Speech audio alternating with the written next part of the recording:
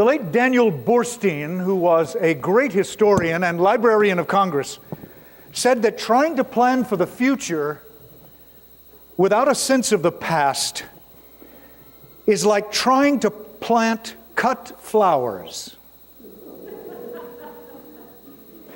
I think somebody got that out there somewhere. That means you stick up, well, you got it. I think we're raising a lot of cut flowers today and trying to plant them. That is the challenge of the historical profession. We need to plant the flower of the past firmly and securely so that it will provide guidance for the future. Now, I'm what's known as a public historian. My calling in life is to make academic history accessible to people who could care less or who have neither the time nor the patience nor the inclination to inquire why people fly planes into buildings or walk into a Moscow railroad station and blow it and themselves to smithereens. Over the last few years, teachers, parents, legislators, politicians, education administrators, and average citizens have been concerned that our society is losing its ties with the past. These days, a teacher holds his or her breath when he begins to explore people's historical knowledge. It's almost as if my students look blank when you mention important figures who are not rock stars.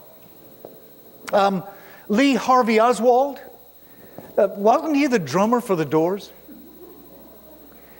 Pizarro, isn't that fast food Italian restaurant down at the mall? Or Taj Mahal, the forward for the Lakers?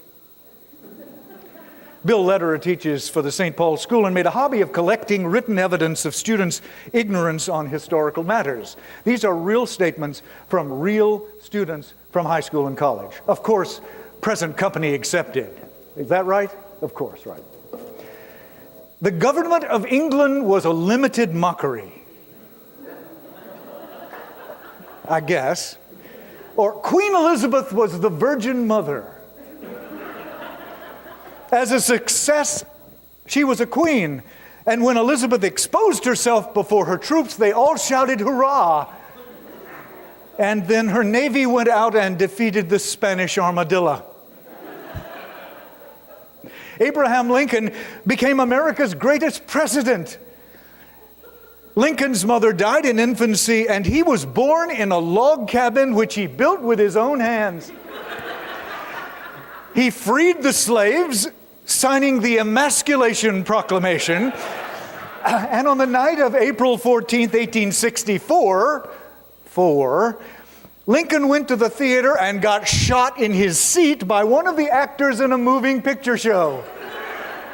They believe the assassinator was John Wilkes Booth, a supposedly insane actor. And this ruined Booth's career. Delegates from the original 13 states formed the Contented Congress. I don't know where that came from. And Thomas Jefferson, a virgin, and Benjamin Franklin were two singers of the Declaration of Independence. Franklin, of course, discovered electricity by rubbing two cats backward, and also declared a horse divided against itself can't stand. Franklin died in 1790, and he's still dead. But my favorite, Sir Francis Drake circumcised the world in a 100-foot clipper. But that was very dangerous to his men.